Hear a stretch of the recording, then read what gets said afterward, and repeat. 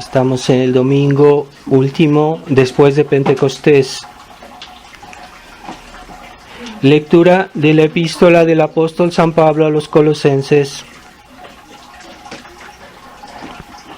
Hermanos, no cesamos de orar por vosotros y pedir a Dios que os llene del conocimiento de su voluntad con toda sabiduría e inteligencia espiritual, para que llevéis una vida digna de Dios, agradándole en todo, fructificando en toda buena obra y creciendo en el conocimiento de Dios, confortados en toda virtud por su glorioso poder, con toda paciencia, longanimidad y gozo, dando gracias a Dios Padre, que nos ha hecho capaces de participar de la heredad de los santos en la luz, que nos libró del poder de las tinieblas y nos trasladó al reino de su amado Hijo, en el cual por su sangre poseemos la redención y el perdón de los pecados.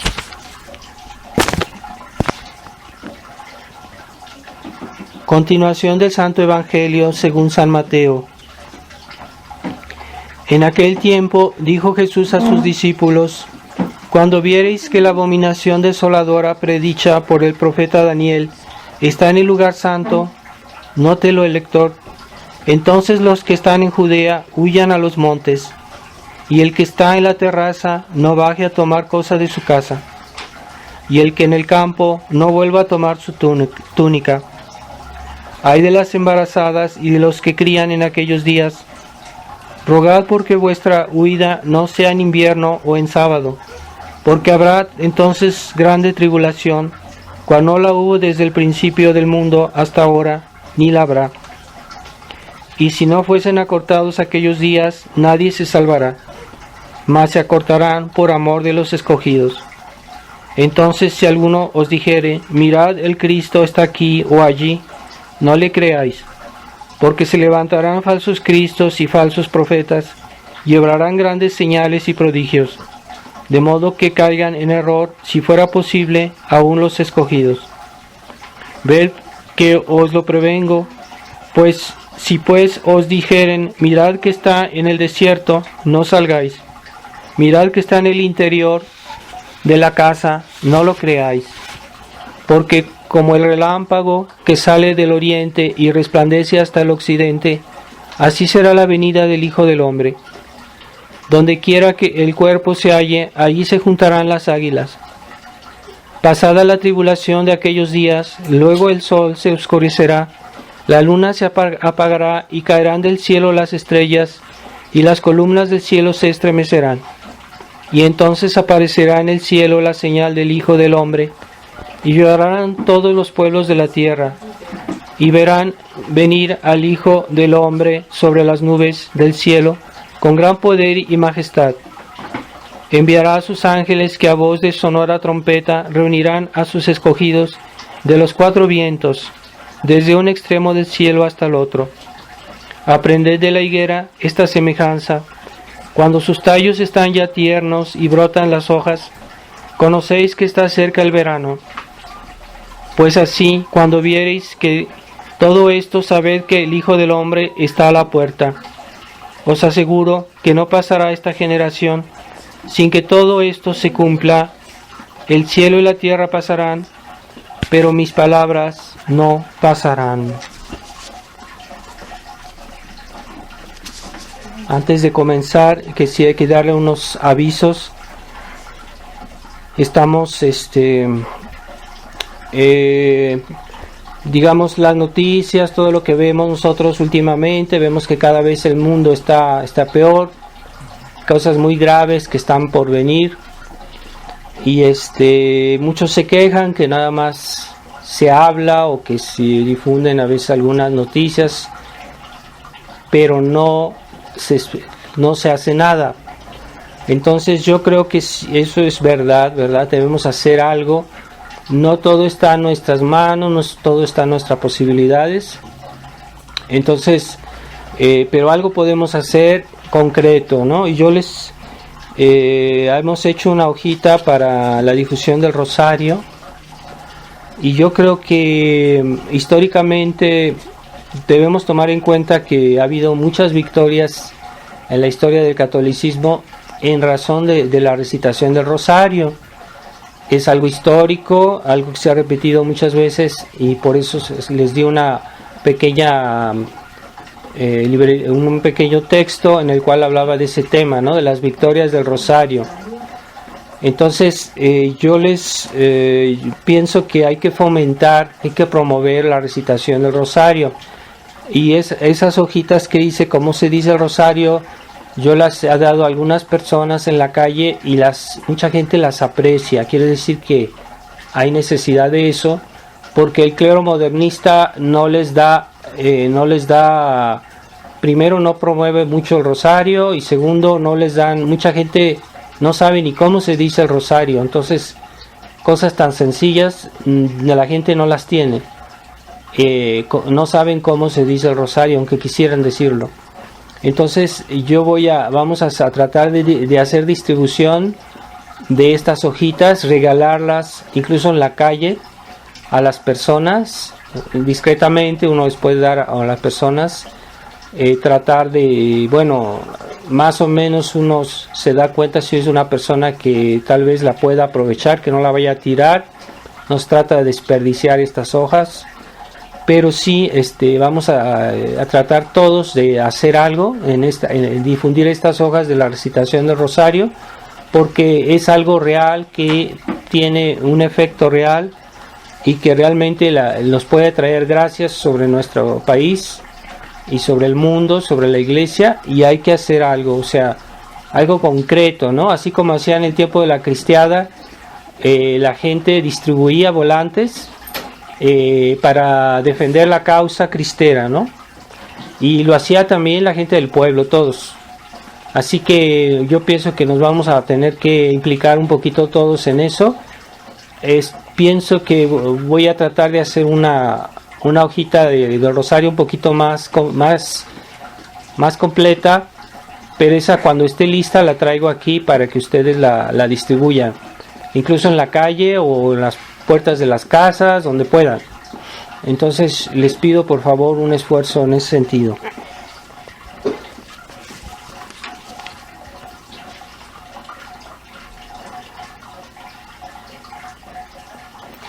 Muy bien.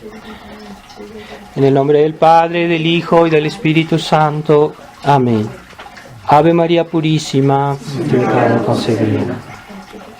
Estimados hermanos, estamos en el último domingo del año litúrgico y que nos recuerda, porque todo el año litúrgico es como una gran lección de la obra de Dios, ¿verdad? Desde la creación, ¿verdad? Hasta el fin del mundo. Y en el último fiesta del año litúrgico se habla del fin del mundo, justamente porque corresponde a ese momento de la historia de la creación del mundo. Entonces, si meditamos bien el año litúrgico, podemos ver que todo primero es la historia de toda la obra de Dios en la tierra, ¿verdad? Primero la expectación de los patriarcas y del Antiguo Testamento en el tiempo de Adviento. Después está la venida de Cristo. Toda la vida de Cristo la meditamos en Navidad, en el tiempo después de Epifanía, en Cuaresma y la Semana Santa hasta Pentecostés. Es toda la vida de Cristo. Entonces, si seguimos el año litúrgico con atención, vamos a aprovechar más. Y de todo el tiempo que sigue después de Pentecostés, pues es el tiempo de que la Iglesia ha existido después de su fundación hasta el fin del mundo. Y hay que precisar, ¿verdad?, que la Iglesia moderna, la Iglesia conciliar, se ha puesto la fiesta del Cristo Rey al final. Es decir, para ellos el reino social de Cristo en este mundo no es posible, ya no es posible. Solo será posible después de que Jesucristo venga a juzgar a los vivos y a los muertos. Para ellos el reino entonces será el reino de Cristo Rey, y no es antes. Y ahí está el error del concilio, ¿verdad? Antes, en la liturgia tradicional, la fiesta de Cristo Rey no es al final del año litúrgico, sino en el último domingo de octubre. ¿Por qué? Porque todavía queda todo el mes de noviembre, y quiere decir que Cristo Rey, el reino de Cristo Rey, es posible en este mundo antes de la venida de Jesucristo, al juicio final. Y es lo que los modernistas niegan. Entonces no está bien eso, ¿verdad? Nosotros festejamos Cristo Rey el último domingo de noviembre, de octubre. Entonces, eso hay que tenerlo claro, ¿verdad? Esas cosas, para gente que no observa, que no reflexiona, pueden pasar desapercibidas, pero hay que pensarlo, ¿no? O sea, todo en la liturgia tiene un significado y un mensaje. Todas las oraciones que el Padre dice en la misa no son cosas piadosas que no tienen razón de ser y que no tienen importancia. Todo lo que hace el sacerdote está especificado por la liturgia, todos los gestos, toda la liturgia tiene un sentido. Esa es la liturgia tradicional, no la liturgia modernista del Concilio Vaticano II, que ahorita es un caos, porque cada sacerdote puede decir la misa como él entienda, como él le guste, y puede tener inventiva. Ya no es una liturgia hecha por la Iglesia, sino que cada quien, incluso la misa de Pablo VI, que promulgó Pablo VI, no es respetada. No es seguida escrupulosamente como está en el misal que promulgó Pablo VI. Entonces eso ya no hay en la liturgia conciliar la pedagogía de la Iglesia, la enseñanza de la Iglesia, y eso es una gran pérdida que mucha gente no entiende, pero sí percibe, ¿no? Porque en el sentido de que se ve que la fe se está devaluando, ya no es la misma enseñanza, ya no es la misma fe que antes. Hay algo que se está perdiendo, y eso sí, la gente debería sentir que hay un problema, ¿verdad? Entonces debemos reflexionar sobre eso, ¿verdad? Entonces nosotros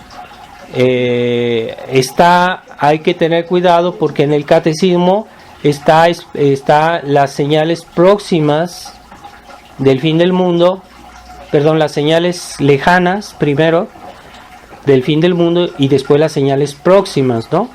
Entonces hay gente que ya anda diciendo, es que ya va a ser el fin del mundo, ¿no? Es que esas señales deben cumplirse.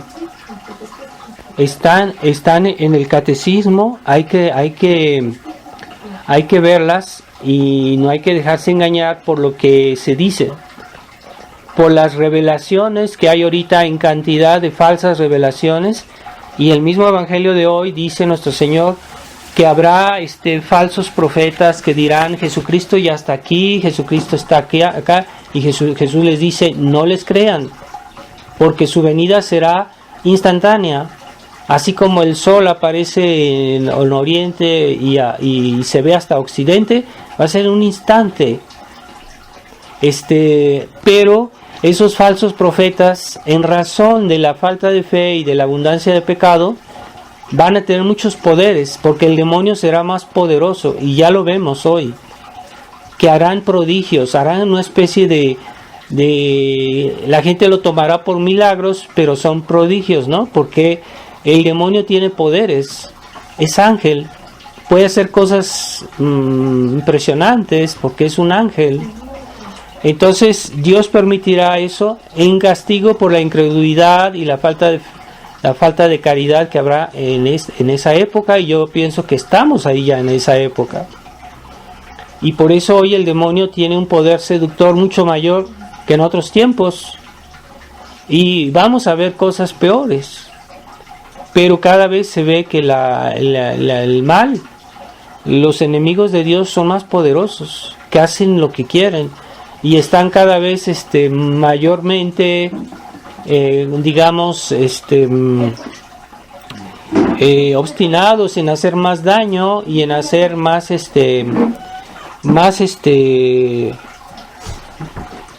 cosas más radicales, ¿verdad?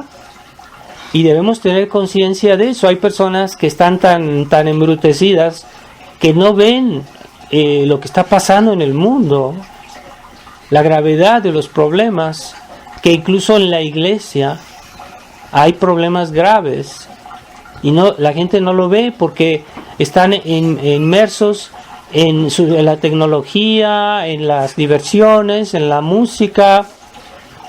Incluso la vida moderna es muy absorbente y la gente a veces no tiene tiempo ni de reflexionar ni de rezar. Entonces hay un problema real en este mundo, hay que ser conscientes. Y nuestro Señor nos advirtió, ¿verdad?, que vendrán cosas tremendas y todavía no vienen, pero las veremos. Y eso no es algo nuevo, o sea, hay que tener conciencia que la iglesia ha tenido un tiempo de esplendor, de prosperidad, que ha sido cada vez más reducido. Así como Jesucristo, el principio de su vida pública, él hacía milagros y mucha gente lo escuchaba, y había mucha gente que lo aclamaba porque él hacía mucho bien con sus predicaciones, pero poco a poquito se ve que en el Evangelio, que a lo largo de los 3 años de la vida pública de nuestro Señor, cada vez los fariseos, los enemigos de nuestro Señor, cada vez eran más ensañados con él, y cada vez lo querían perseguir más. Ya al final de su vida nuestro Señor a veces no iba en algunas ciudades o en algunos lugares porque los judíos lo querían matar, y entonces ya se veía esa persecución alrededor de nuestro Señor, que se hacía cada vez más intensa, más ensañada. Entonces eso también ha sucedido con la iglesia, porque hubo un tiempo en que la iglesia tuvo mucha libertad para predicar el evangelio y para salvar las almas, y vemos que cada día esa misión de la iglesia es más perseguida por los enemigos de Dios, por los enemigos de la iglesia, y se ve que la iglesia tiene menos libertad y que está como incluso en crisis, ¿no? Se puede decir que hoy vivimos la pasión de la iglesia, así como Jesucristo vivió su pasión, así también la iglesia.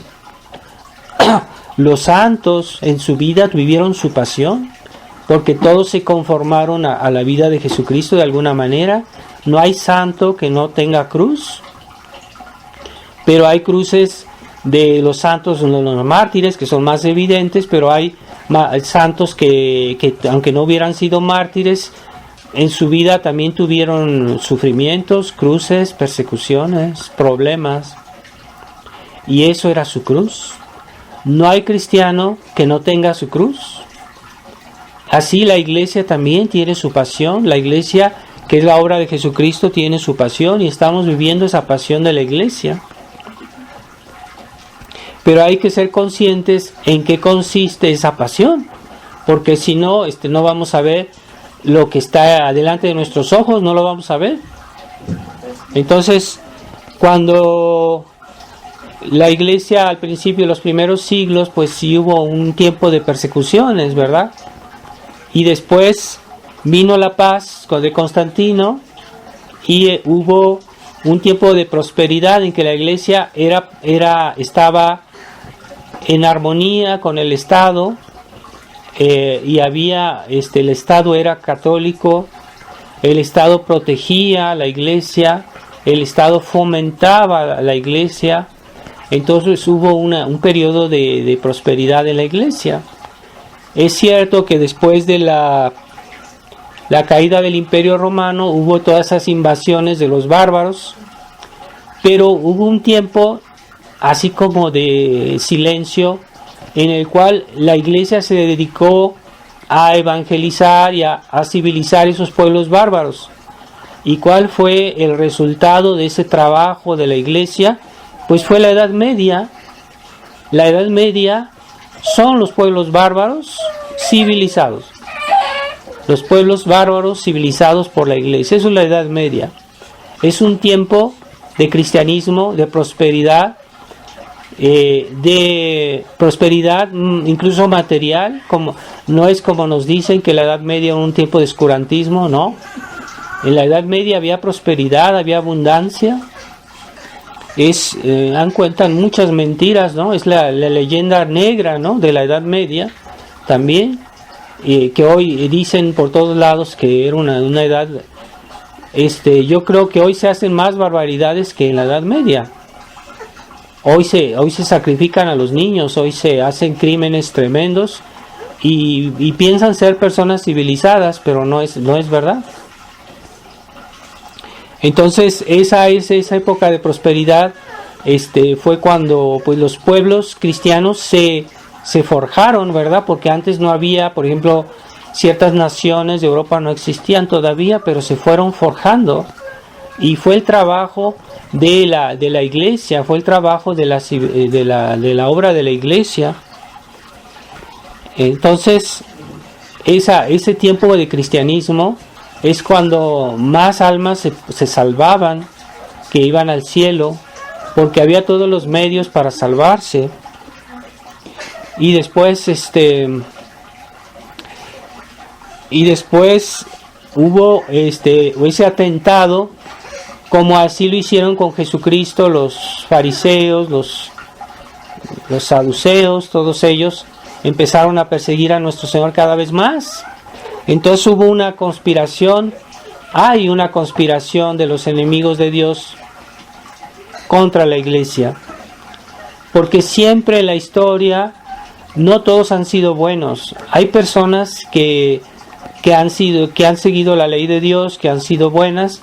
Hay personas que han sido personas que son indiferentes, que viven en el pecado, pero que no son realmente enemigos de Dios. Son personas que viciosas tal vez, o que tienen una vida disipada, pero no están realmente contra Dios. Por ahí pueden ser los malos católicos, los católicos que se comportan mal. Pero hay personas, y eso es lo que mucha gente no tiene conciencia, hay personas que siempre han servido francamente al demonio. Así como las sectas paganas antes de la venida de Cristo eran adoradores del demonio y sacrificaban, hacían sacrificios humanos, pero todo eso era diabólico. Eran personas que estaban al servicio de Satanás, pero francamente al servicio de Satanás. Cuando los españoles llegaron a México, veían que los brujos aztecas hablaban con los ídolos y los ídolos les respondían. Pero es que un ídolo de piedra no puede hablar. ¿Cómo es posible? Pues es que estaban dentro de ese ídolo, estaban los demonios. El demonio era realmente el autor de esas religiones paganas, y era el que tenía sus servidores, que eran personas despiadadas, personas que hacían sacrificios humanos, que hacían cosas horribles, sin compasión. No había los sentimientos cristianos que nosotros nos son más comunes, de compasión, de perdón, de misericordia, de paciencia. Esos son conceptos cristianos, no son paganos. Entonces, en ese tiempo la vida era dura de vivir, y la gente moría fácilmente, la vida duraba poco.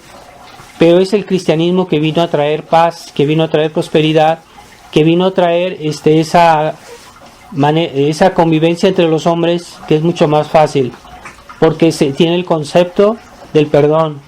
el concepto de la paciencia, el concepto de la misericordia, eso facilita muchísimo las relaciones humanas. El concepto de caridad, ¿verdad? De ayudar al prójimo, el concepto del deber, tanto de los padres que de las esposas, que de los hijos, eso hace que la vida sea mucho mejor, ¿verdad? Y eso es civilización cristiana, que no digan lo contrario. Es la civilización cristiana vino a traer paz, armonía, prosperidad. Y es lo que mucha gente no ve, porque los elementos de la religión cristiana son todos ordenados al bien de las personas, al bien de la sociedad. Los 10 mandamientos, ¿es que es fácil vivir en una sociedad donde se roba? Pues no, pero los 10 mandamientos nos dicen no hay que robar. ¿Es fácil vivir en una sociedad donde la gente pasa su tiempo en mentir? Pues no, pero los mandamientos nos dicen que no hay que mentir, que no hay que desear la mujer del prójimo, que no hay que matar, que no hay que hacer daño al prójimo. Todo eso son elementos que crean orden en la sociedad. Entonces, cuando se comienza a hacer excepciones, entonces la sociedad comienza a volverse una sociedad invivible, agresiva, peligrosa, dañina, porque ya no se respetan los 10 mandamientos. Entonces, cuando nos dicen que la Iglesia así ha fomentado el oscurantismo, el desorden, pero eso es falso, porque hoy, que según eso el mundo está avanzado, pues es cuando menos se respetan los derechos del prójimo. Hay que ver cómo el gobierno quiere apoderarse de todo, los gobiernos modernos, y ya no hay libertades. Ya hasta quiere el gobierno ser propietario hasta de los hijos, de las familias, quieren decidir de todo. Hay que ver los impuestos que son exorbitantes, que empobrecen al pueblo. Hay que ver cómo hay abusos, por ejemplo, los bancos hoy que tienen hay índices de ganancia exageradísimos. Eso empobrece a la población. No digan que no. Eso es un robo, es usura, y la Iglesia siempre prohibió la usura. Entonces no digan que la Iglesia no promovió el orden y el bien de los pueblos. Eso es mentira, falso. Pero hoy la gente, como no lee, como no sabe, no le cuentan cualquier cosa y lo cree. Pero hay toda una serie de mentiras históricas que se le enseña hoy a la gente sistemáticamente para engañarla, pero no es cierto. Entonces este orden cristiano nosotros lo tuvimos aquí en México, cuando México era un país, era parte de España y era católico. Eran 300 años, no es poco. 300 años antes de la independencia no es poco, es mucho tiempo. Y hubo un tiempo no solo de paz, de prosperidad e incluso de cultura cristiana. Y esa cultura cristiana debemos tomar conciencia de que existió, y que entonces cuando visitamos, por ejemplo, los museos aquí en México, vemos como por ejemplo, la pintura más bella que se hizo en el México virreinal era en el siglo XVIII. Quiere decir que hubo un progreso en las artes, y esa es la pintura más católica, más bella, más exquisita, la del siglo XVIII. Pero después vemos que hay como una ruptura a momento dado, como que ya se interrumpió eso y que no hay más. Y todo eso no es casualidad, coincide con la expulsión de los jesuitas de México y la supresión de los jesuitas en todo el mundo. Coincide, fue al mismo tiempo. y también coincide con la Revolución Francesa, porque justo antes de la Revolución Francesa fue suprimida la Compañía de Jesús, y eso permitió que pudiera explotar esta revolución, que fue una revolución anticristiana, que cortó cabezas, que masacró mucha gente, que descristianizó Francia, pero no solo Francia, a todo el mundo. Estamos viendo las consecuencias de esa nueva ideología anticristiana. La estamos viviendo nosotros. Pero se ve a qué punto se quiso descristianizar los pueblos, y esto ha seguido su curso, pero mucha gente no lo ve, no lo sabe, no lo entiende, pues es un problema de ignorancia. Entonces la iglesia ha tenido más dificultad porque antes los gobiernos eran católicos, los reyes eran católicos, defendían la iglesia, promovían la salvación de las almas, porque el fin por el cual estamos todos aquí es para salvar nuestra alma. Y el Estado debe promover el orden de este mundo, pero no tiene por qué impedir la salvación de las almas. Al contrario, debe promoverlo.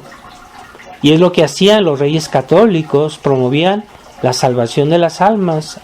A veces ellos mismos de su bolsillo hacían limosna a la iglesia, no para subyugarla o para someterla o para controlarla. No, era una limosna que se daba a la iglesia, y la iglesia conservaba su libertad. Entonces hay muchos conventos en México que fueron construidos con el dinero del Estado, iglesias, pero el Estado era católico y no veían eso algo anormal. Hoy la historia oficial nos dice que no, la iglesia era rica, pero es que toda esa riqueza era empleada para bien del pueblo. La santificación de las almas, la salvación de las almas. Para eso estamos en este mundo. Dios nos puso en este mundo para que nos salvemos. Entonces, si uno pierde de vista eso, entonces hoy lo que es importante no es la salvación de las almas, es la prosperidad económica. Y se ha llegado al punto de que se sacrifican las vidas de las personas por el bien económico. Entonces vamos a un mundo en el cual las personas grandes de edad van a ser sacrificadas, van a ser eutanasiadas, porque son puros cargos pues esas personas cuestan dinero, médico, hay que alimentarlas, son personas que están de más. Esa es la cultura moderna, esos son los logros de la civilización, entre comillas, moderna, que es una vuelta al paganismo, a la barbarie. Se va a sacrificar las personas indefensas, sacrifican a los niños, se eutanasian a los niños. Ya en Holanda ya se está promoviendo la ley de la eutanasia de los niños. Pero el aborto es una eutanasia también, el aborto de los niños. Son niños indefensos que son sacrificados. Entonces eso es barbarie, no es civilización. Las mujeres que se toman por hombres y los hombres que se toman por mujeres, eso es barbarie. Está prohibido por Dios, está en la Biblia. ¿Qué van a hacer? ¿Van a suprimir de la Biblia los pasajes que no les gustan? Los pasajes en los cuales nuestro Señor dijo que eso es pecado, que eso merece el castigo eterno. Van a suprimir el pasaje donde se describe la historia de Sodoma y Gomorra y que fue castigadas por Dios por esos tipos de pecados. Entonces, ¿quién tiene razón? ¿A quién le damos la razón? Entonces esta persecución de la iglesia se agrava y nosotros estamos concernidos, porque nosotros también estamos sufriendo todo eso, si somos miembros de la iglesia, si nos decimos miembros de la iglesia.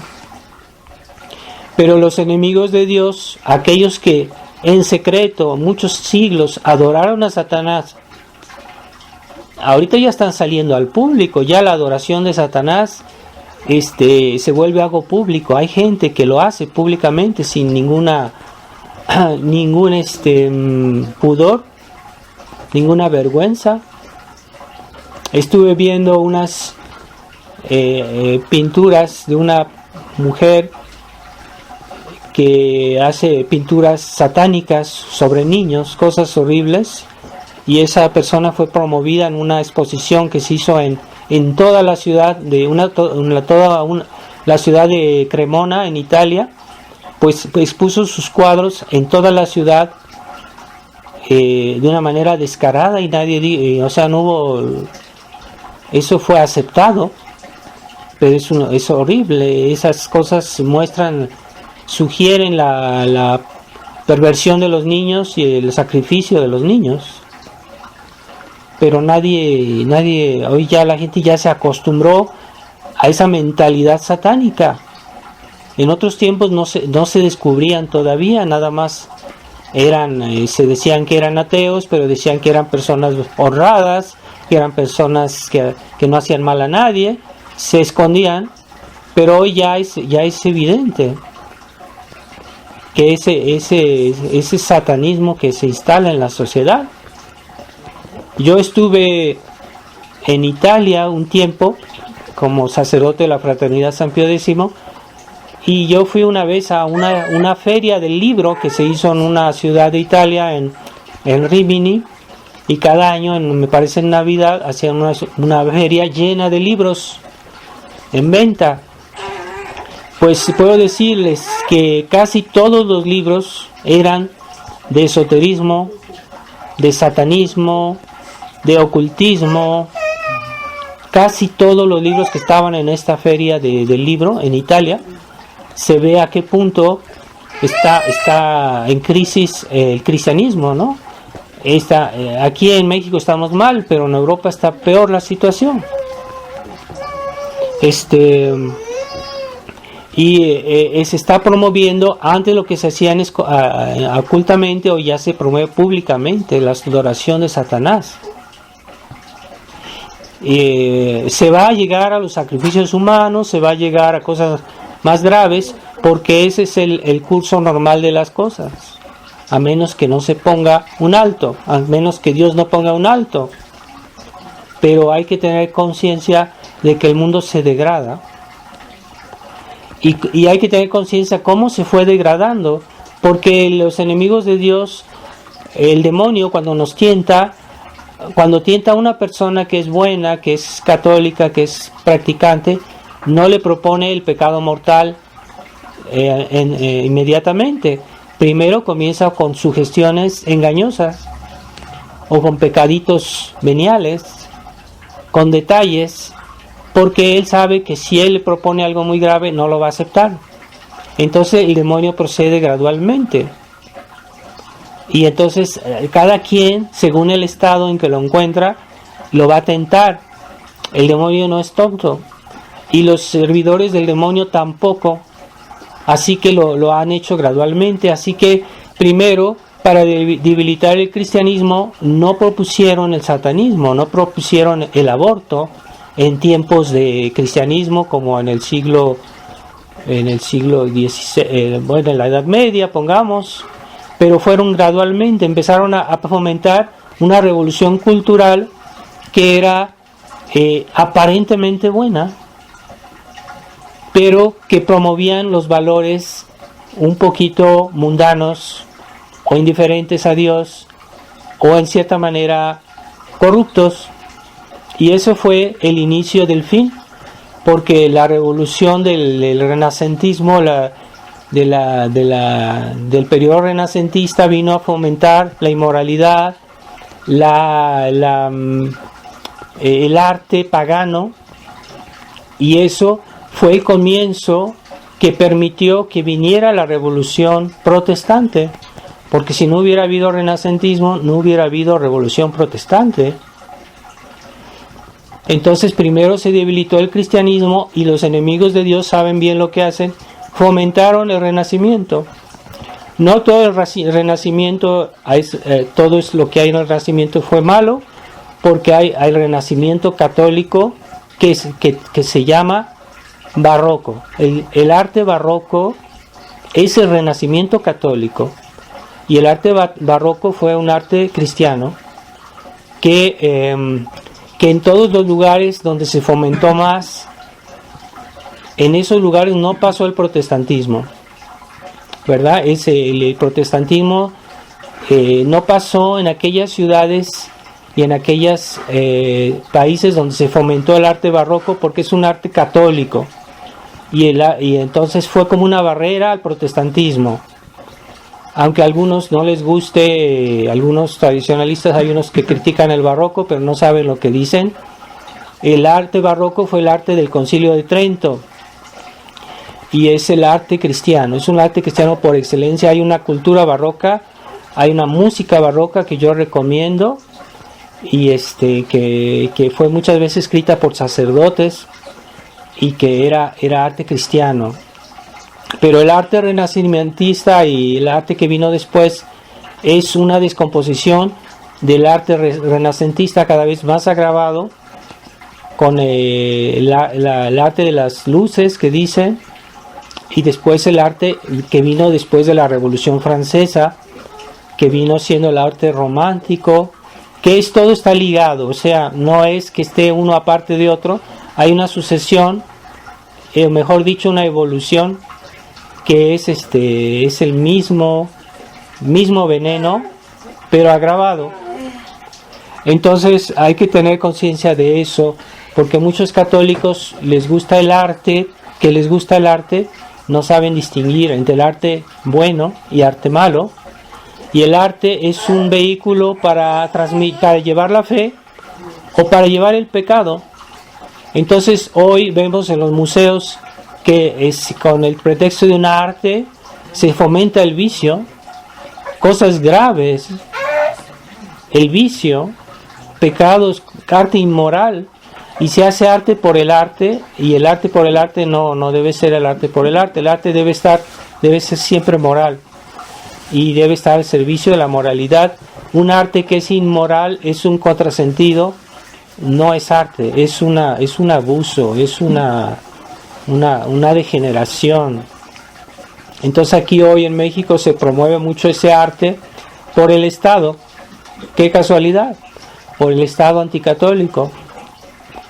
Ese arte es malo. Entonces no nos dejemos deslumbrar por cualquier tipo de arte.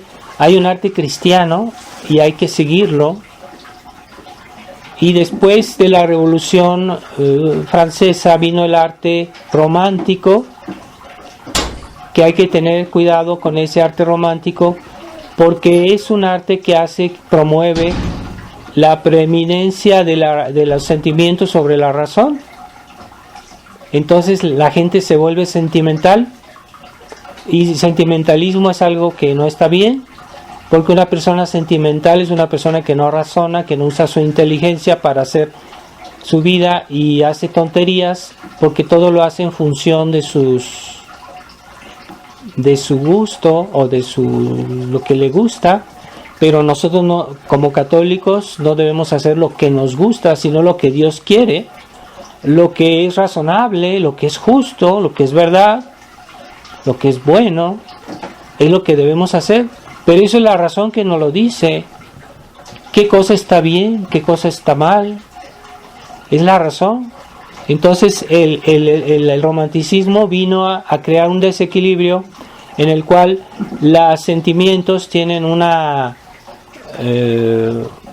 demasiada importancia, y la razón se ve como eclipsada, como debilitada por los sentimientos. Entonces ese arte hay que tener cuidado. No hay que dar esa música romántica, no hay que dejar que los niños la oigan, porque les deforma su sensibilidad. Se hacen personas desequilibradas afectivamente e intelectualmente. Hay que tener cuidado con eso. Nunca los niños que se aficionan a ese arte romántico, a esa música romántica, por ejemplo, les hace daño, les puede dejar una marca para la vida. Entonces esa época de romanticismo hizo mucho daño al cristianismo, porque lo debilitó. Y ya muchos católicos son católicos no por la razón, por la fe, porque la fe está está radicada en la razón. La virtud de la fe está radicada en nuestra facultad de nuestra razón. Y la virtud de la caridad está radicada en nuestra facultad de la voluntad. Entonces, el catolicismo se debilitó porque los católicos hacen de su fe un sentimiento. Y eso es modernismo, es subjetivismo. El subjetivismo modernista es eso. Entonces van de la mano, todos esos errores van de la mano. Desde Lutero, que inició el libre examen, después el romanticismo es el mismo movimiento, pero en peor. Entonces el romanticismo es un movimiento artístico y literario incluso, que no es bueno. O sea, yo no recomiendo ciertos autores, y hay personas que bajo el pretexto de tener una cultura muy vasta, entonces comen el veneno y comen el pan, el buen pan, y después comen el veneno y no ven la diferencia. Todo les parece maravilloso, pero no es verdad. O sea, hay un arte que está pervertido. Aún sí puede tener elementos técnicamente hablando, interesantes o de valor, pero pervierte al espíritu y daña las almas. Entonces no hay que dejarse engañar por ese movimiento romántico, ¿no?, que ha habido en el mundo. Y eso en México podemos decir que el romanticismo penetró muy fuerte ya desde el siglo XIX, se fue agravando hasta el siglo XX, y podemos decir que el mexicano está muy afectado por el romanticismo, en la música, en la literatura incluso. México antes no era romántico, antes del liberalismo no era romántico, era católico, con una cultura católica, con una música católica. Y todo eso vino a ser degradado y desprestigiado por la nueva cultura, falsa cultura, que hasta Porfirio Díaz la promovió, porque Porfirio Díaz quería traer la cultura de Europa a México, pero él no trajo la cultura católica de Europa, trajo la cultura positivista, la cultura liberal que estaba en boga allá en Francia en esa época, y vino a hacer daño, porque eso hizo daño a México. Aunque es cierto que Porfirio Díaz promovió un cierto periodo de paz y no persiguió tanto a la iglesia, pero no abolió las leyes juaristas, anticristianas, no las abolió. Entonces hay personas que hacen mucha ilusión sobre Porfirio Díaz, pero ¿por qué la obra de Porfirio Díaz no tuvo continuidad? Porque no estaba en bases seguras, en bases católicas realmente, por eso no tenía consistencia, y por eso todo eso se derrumbó. Para que algo tenga consistencia hay que fundar en bases sólidas, y México tenía bases sólidas, su cristianismo era algo real, y hasta la fecha no han logrado desenraizarlo completamente. El cristianismo de México no lo han logrado, siempre queda algo, y eso los vuelve locos porque ellos quisieran destruir todo, pero no pueden, con Dios no pueden. Es una locura oponerse a Dios, porque con Dios no se puede. Se puede decir que la derrota está asegurada para aquellos que se oponen a Dios. Entonces tengamos cuenta que a cierto romanticismo vino a afectar mucho a nuestro país, porque el mexicano de hoy no es igual al mexicano del siglo XIX, no es igual al mexicano del siglo XVIII. El mexicano era diferente. El mexicano actualmente se ha vuelto sentimental, se ha vuelto romántico, y no razona. Él se razona por simpatías, por sentimientos, por intuiciones, pero no es un ser realmente racional. Y eso es el efecto de una guerra cultural que nos ha destruido nuestro país. Entonces, ¿por qué la gente hoy es tan apática, tan inútil y no ve los problemas, no sabe cómo solucionarlos? Porque está inutilizada, y todo eso se añade la cultura de la televisión, de las películas de Hollywood. Entonces se viene a agravar y los hombres se vuelven cada vez más frágiles, más incapaces y no saben dónde está el problema, cuál es la solución, cómo volver a Dios, ¿verdad? Entonces es dramático, ¿verdad? Entonces hay que tener conciencia que toda esa cultura romántica no es buena. Hay cosas que son buenas, pero hay otras que no.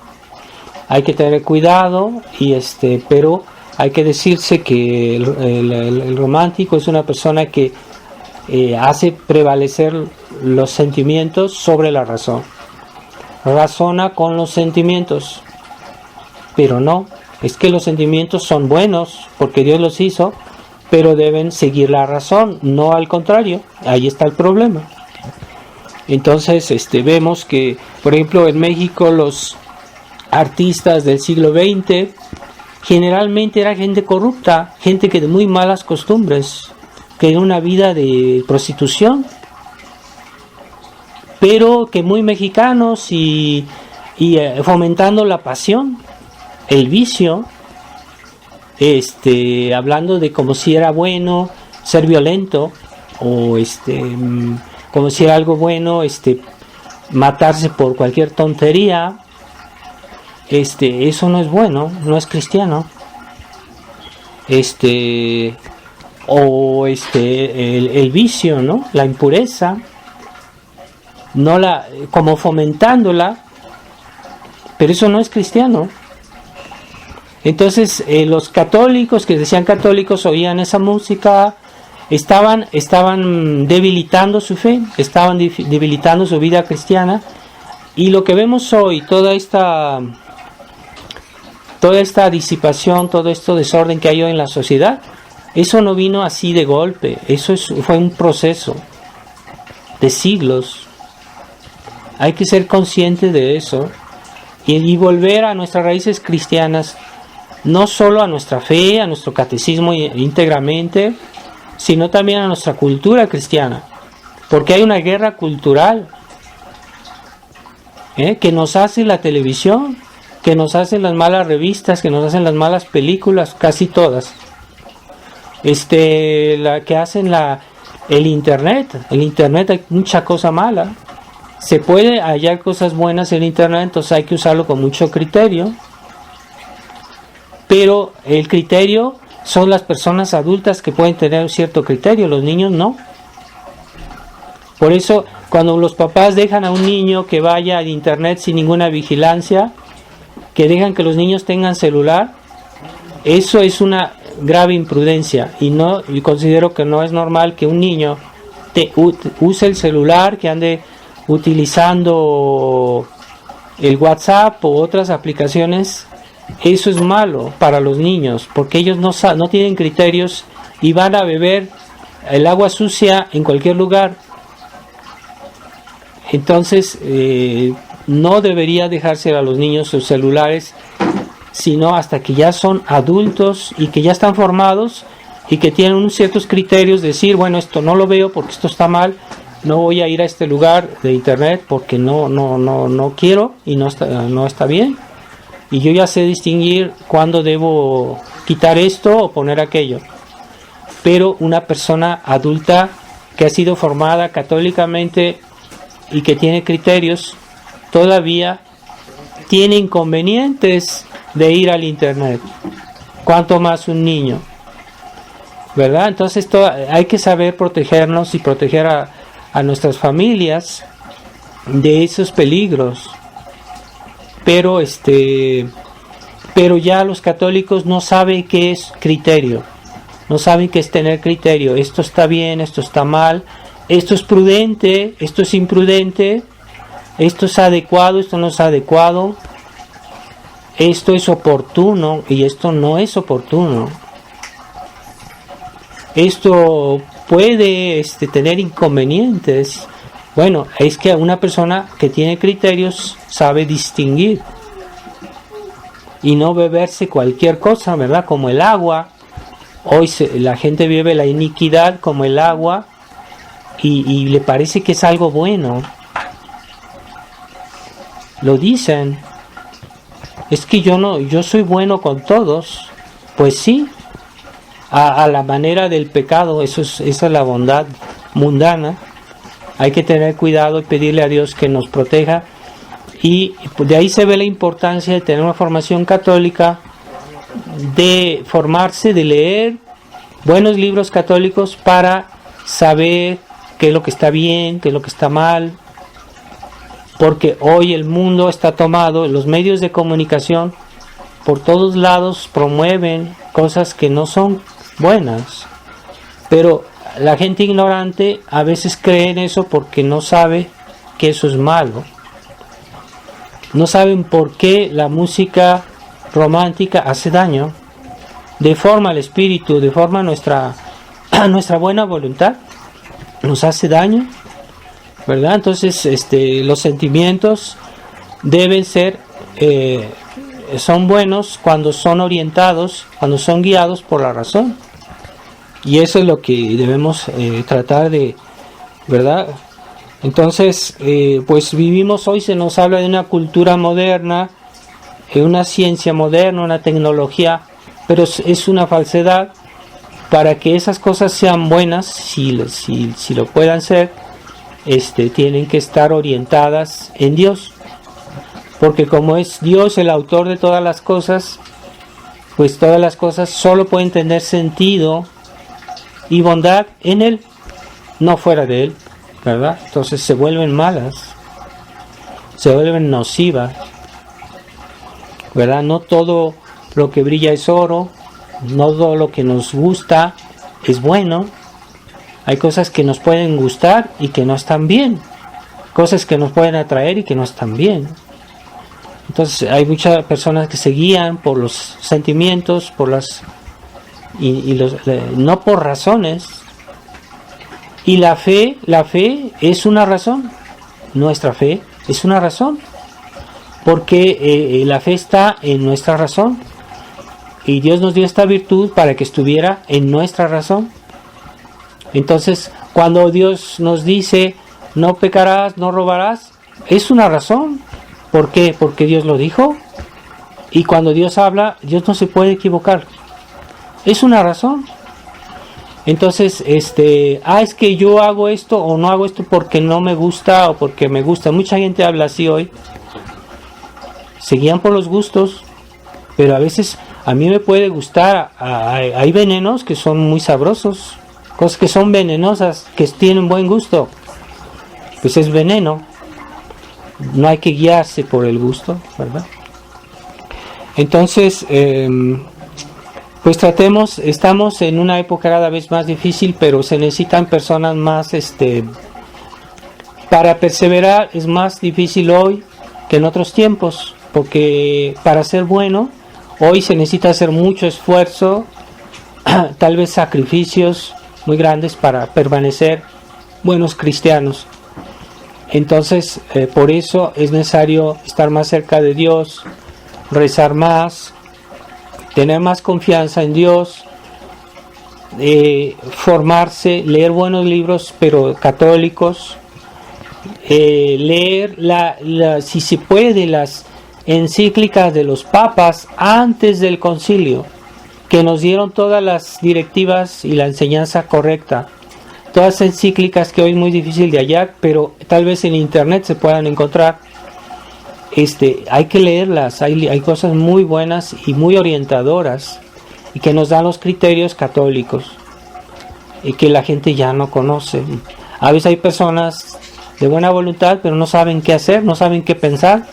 Bueno, hay que dirigirse a los libros, a los escritos de antes del Concilio Vaticano II, que son seguros. Las enseñanzas del Papa Pío XII son siempre muy muy instructivas y un alimento del alma realmente, los documentos del Papa Pío XII. Pero no solo él, todos los papas que están hoy en contradicción con el famoso Concilio Vaticano II. Hay contradicción, hay oposición. Si uno va al sitio del Vaticano hoy, al sitio casi nada más es el Concilio Vaticano II, pero lo que se enseñó antes casi no, o sea, hay algo pero no mucho, que no les interesa la iglesia tradicional. Entonces vamos a pedirle a Nuestra Señora, no olvidemos la recitación del rosario. Hoy ha adquirido una importancia capital porque ya los enemigos de Dios se han posesionado de toda la política, de todos los medios, y a nosotros nos queda un medio que la Virgen nos dijo que era muy poderoso, la recitación del rosario. Así tratemos de ser fieles a la recitación del rosario todos los días, y si quien pueda decir los 15 misterios, por favor díganlos, si pueden todos los días los 15 misterios.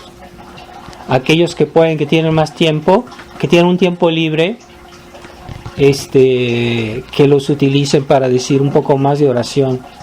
No es una cuestión accidental, hoy eso se está volviendo algo esencial. Para salvar el cristianismo, para salvar la iglesia, debemos rezar el rosario, porque la Virgen nos lo dijo, es el medio para evitar que Dios castigue el mundo.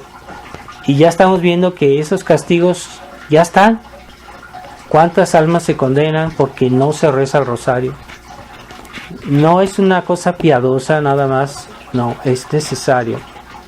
Así que pidámosle a la Virgen esta gracia, que nos ayude a que seamos fieles a la recitación del rosario. Ave María Purísima,